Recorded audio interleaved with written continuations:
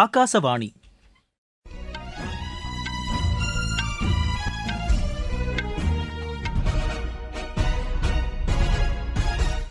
செய்திகள் வாசிப்பவர் கோபிநாத். தலைப்புச் செய்திகள். தில்லி மெட்ரோ ரயில் விரிவாக்க திட்டத்திற்கு மத்திய அமைச்சரவை ஒப்புதல் அளித்துள்ளது. வேளாண் துறைக்கான நிதி ஒதுக்கீடு பல மடங்கு அதிகரிக்கப்பட்டுள்ளதாக மத்திய அமைச்சர் திரு அமித்ஷா கூறியுள்ளார். தேசிய நுகர்வோர் தினம் இன்று கடைபிடிக்கப்பட்டது. ரஷ்யாவில் இன்று நேரிட்ட குண்டுவெடிப்பு சம்பவத்தில் 3 பேர் உயிரிழந்தனர். விஜய் ஹசாரே கோப்பைக்கான ஒருநாள் கிரிக்கெட் போட்டியில் தமிழகம் 101 ரன் வித்தியாசத்தில் புதுச்சேரியை வென்றது. இனி விரிவான செய்திகள். தில்லி மெட்ரோ ரயில் திட்ட விரிவாக்கத்திற்கு மத்திய அமைச்சரவை ஒப்புதல் அளித்துள்ளது. இன்று புதுதில்லியில் பிரதமர் திரு நரேந்திர மோடி தலைமையில் நடைபெற்ற அமைச்சரவைக் கூட்டத்தில் இதற்கான முடிவு மேற்கொள்ளப்பட்டது. இதனை செய்தியாளர்களிடம் தெரிவித்த தகவல் ஒலிபரப்புத்துறை அமைச்சர் திரு அஸ்வினி வைஷ்ணவ், 12,015 கோடி ரூபாய் செலவில் இந்த விரிவாக்க திட்டம் செயல்படுத்தப்பட உள்ளதாக கூறினார். இந்த விரிவாக்க திட்டத்தின் கீழ் 3 வழித்தடங்கள் உருவாக்கப்பட உள்ளதாகவும் அவர் தெரிவித்தார். இதன்படி RK Ashram, Indraprastha, aero city 1வது விமான நிலைய முனையம், துக்லகாபாத், கலண்டிகஞ்ச் ஆகிய வழித்தடங்கள் ஏற்படுத்தப்பட உள்ளதாகவும் அவர் கூறினார். இந்த விரிவாக்க திட்டம் முடிவடைந்த பின்னர் தில்லி மெட்ரோ ரயில் சேவை 400 கிலோமீட்டர் தொலைவிற்கு கூடுதலாக இருக்கும் என்றும் அவர் குறிப்பிட்டார். உலகின் 3வது பெரிய மெட்ரோ ரயில் கட்டமைப்பு கொண்ட நாடாக இந்தியா உருவெடுத்துள்ளது என்றும் திரு அஸ்வினி வைஷ்ணவ் கூறினார். தில்லி மெட்ரோ ரயில் விரிவாக்க திட்டத்திற்கு மத்திய அமைச்சரவை ஒப்புதல் அளித்துள்ளது போக்குவரத்து நெரிசலை குறைக்க உதவிடும் என்று பிரதமர் திரு நரேந்திர மோடி கூறியுள்ளார். சமூக வலைதளத்தில் இதனை தெரிவித்துள்ள அவர், மத்திய அரசு, தில்லி அரசு மற்றும் சர்வதேச அமைப்புகளின் நிதி உதவியுடன் இந்த திட்டம் செயல்படுத்தப்பட உள்ளதாக கூறினார். இந்த விரிவாக்க திட்டத்தின் மூலம் நாள்தோறும் பயணிக்கும் 2 லட்சத்திற்கும் மேற்பட்டோர் பயனடைவார்கள் என்றும் அவர் அதில் குறிப்பிட்டுள்ளார். சுற்றுச்சூழலை பாதுகாக்கவும் இந்த மெட்ரோ ரயில் விரிவாக்க திட்டம் உதவிகரமாக இருக்கும் என்றும் திரு நரேந்திர மோடி கூறியுள்ளார். வேளாண் துறைக்கான நிதி ஒதுக்கீடு பல மடங்கு அதிகரிக்கப்பட்டுள்ளதாக மத்திய அமைச்சர் திரு அமித்ஷா கூறியுள்ளார். ஹரியானா மாநிலம் பஞ்ச்குலாவில் கூட்டுறவுத்துறை தொடர்பான மாநாட்டில் இன்று கலந்து கொண்டு அவர் உரையாற்றினார். வேளாண் துறைக்கான நிதி ஒதுக்கீடு 2014ஆம் ஆண்டு 22,000 கோடி ரூபாய் அளவிற்கு இருந்ததாக அவர் குறிப்பிட்டார். இது தற்போது 1,27,000 கோடி ரூபாயாக அதிகரிக்கப்பட்டுள்ளதாகவும் அவர் கூறினார். விவசாயிகள் நலனுக்காக மத்திய அரசு பல்வேறு திட்டங்களை செயல்படுத்தி வருவதாகவும் திரு அமித்ஷா தெரிவித்தார். நாட்டின் வளர்ச்சியில் இளையோர் முக்கிய பங்கு வகிப்பதாக மத்திய இளையோர் நலன் மற்றும் விளையாட்டுத்துறை அமைச்சர் திரு மன்சுக் மாண்டவியா கூறியுள்ளார். இன்று புதுதில்லியில் புதிதாக நியமிக்கப்பட்ட மாவட்ட இளையோர் அலுவலர்களுக்கான பயிற்சி முகாமில் கலந்து கொண்டு அவர் உரையாற்றினார். வளர்ச்சியடைந்த இந்தியாவை உருவாக்குவதில் இளையோருக்கு கூடுதல் பொறுப்பு உள்ளதாகவும் அவர் தெரிவித்தார். நாட்டு நலனுக்கே முன்னுரிமை என்ற அடிப்படையில் மாவட்ட இளையோர் அதிகாரிகள் பணியாற்ற வேண்டும் என்றும் திரு மன்சுக் மாண்டவியா கேட்டுக் கொண்டார். ஆரவல்லி மலை தொடர்பாக உச்சநீதிமன்றம் அளித்த தீர்ப்பு குறித்து காங்கிரஸ் உள்ளிட்ட சில கட்சிகள் தவறான தகவல்களை பரப்புவதாக மத்திய அமைச்சர் திரு பூபேந்தர் யாதவ் குற்றம் சாட்டியுள்ளார். புதுதில்லியில் எமது செய்தியாளரிடம் பேசிய அவர், உச்சநீதிமன்ற தீர்ப்பினை இக்கட்சிகள் தவறாக குறிப்பிடுவதாகவும் தெரிவித்தார். இதுபோன்ற தவறான செய்திகளுக்கு மக்கள் செவிசாய்க்க வேண்டாம் என்றும் அமைச்சர் கேட்டுக்கொண்டார். போதைப் பொருள் பயன்பாட்டினை ஒழிப்பதற்கான இயக்கத்தில் இதுவரை 15 கோடிக்கும் மேற்பட்ட இளையோர் இணைந்துள்ளதாக மத்திய அமைச்சர் டாக்டர் வீரேந்திரகுமார் கூறியுள்ளார். இன்று புதுதில்லியில் இந்த இயக்கத்தை செயல்படுத்துவதற்கான ஒப்பந்தம் கையெழுத்திடும் நிகழ்ச்சியில் பங்கேற்று அவர் பேசினார். நாடு முழுவதும் 15 லட்சத்திற்கும் மேற்பட்ட கல்வி நிறுவனங்களை இந்த இயக்கம் சென்றடைந்திருப்பதாக அவர் கூறினார். 20,000த்திற்கும் மேற்பட்ட தன்னார்வலர்களுக்கு பயிற்சி அளிக்கப்பட்டிருப்பதாகவும் அமைச்சர் தெரிவித்தார். வடகிழக்கு மாநிலங்களின் வேளாண் மேம்பாட்டிற்கான உயர்நிலை பணிக்குழு கூட்டம் மத்திய அமைச்சர் திரு ஜோதிர் ஆதித்ய சிந்தியா தலைமையில் இன்று புதுதில்லியில் நடைபெற்றது. சிக்கிம் முதலமைச்சர் திரு பிரேம்சிங் தமாங் அழைப்பு விடுத்த இந்த கூட்டத்தில் வேளாண் மேம்பாட்டிற்கான அனைத்து அம்சங்கள் குறித்தும் விரிவாக விவாதிக்கப்பட்டது. தேசிய நுகர்வோர் தினம் இன்று கடைபிடிக்கப்பட்டது.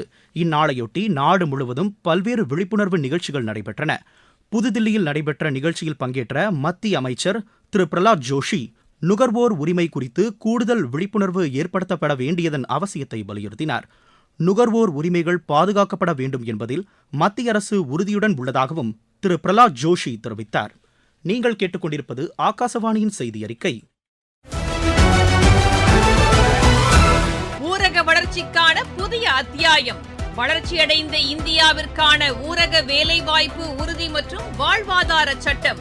இந்த சட்டம் வருடத்திற்கு 125 நாட்கள் வேலையை உறுதி செய்கிறது. இதில் வாரந்தோறும் ஊதியம் வழங்கப்படுவது கட்டாயமாக்கப்பட்டுள்ளது. பணி முடிந்த 15 நாட்களுக்குள் ஊதியம் வழங்குவதை உறுதி செய்வதற்கான அம்சங்களும் இதில் இடம்பெற்றுள்ளன. ஊதியம் காலதாமதமாக வழங்கப்பட்டால் அதற்கான இழப்பீட்டுத் தொகைக்கும் இதில் வகை செய்யப்பட்டுள்ளது. வளர்ச்சியடைந்த இந்தியாவிற்கான பயணத்தில் மோடி அரசு தொடரும் சீர்திருத்த நடவடிக்கைகள்.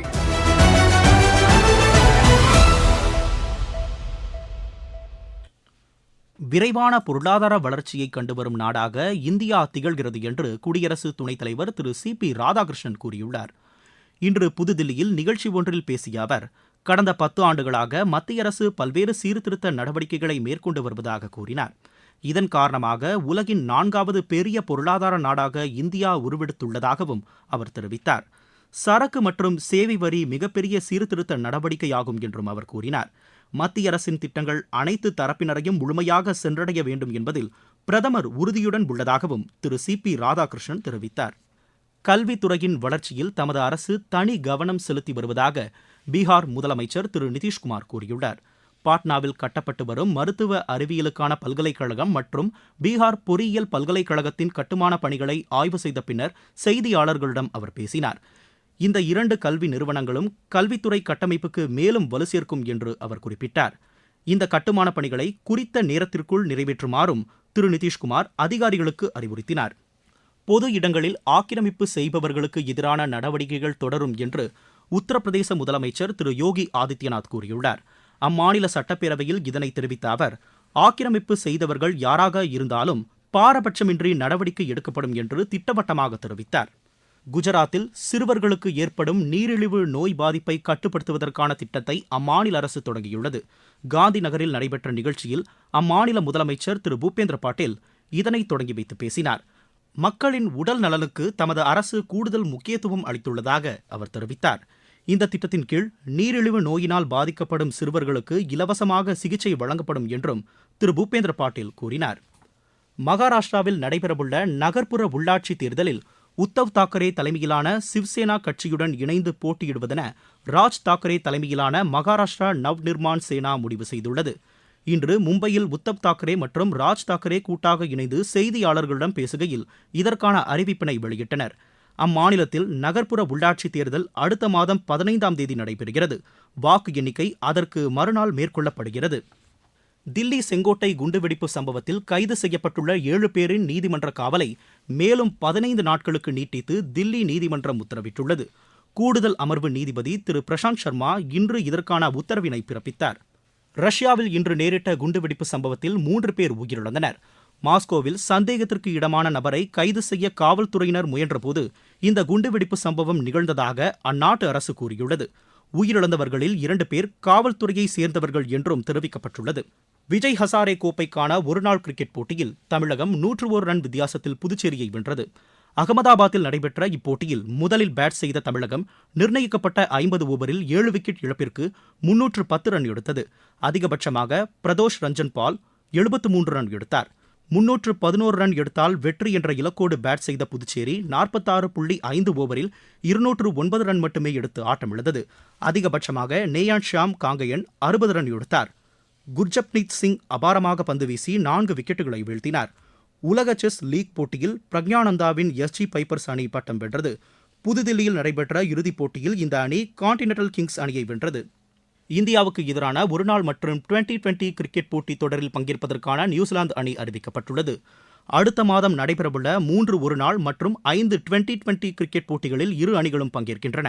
மகளிர் 2020 கிரிக்கெட் போட்டிகளுக்கான சர்வதேச தரவரிசை பட்டியலின் பந்துவீச்சு பிரிவில் இந்தியாவின் தீப்தி சர்மா முதலிடத்தை பிடித்துள்ளார். 737 புள்ளிகளுடன் அவர் முதலிடத்தில் உள்ளார். மீண்டும் தலைப்புச் செய்திகள்.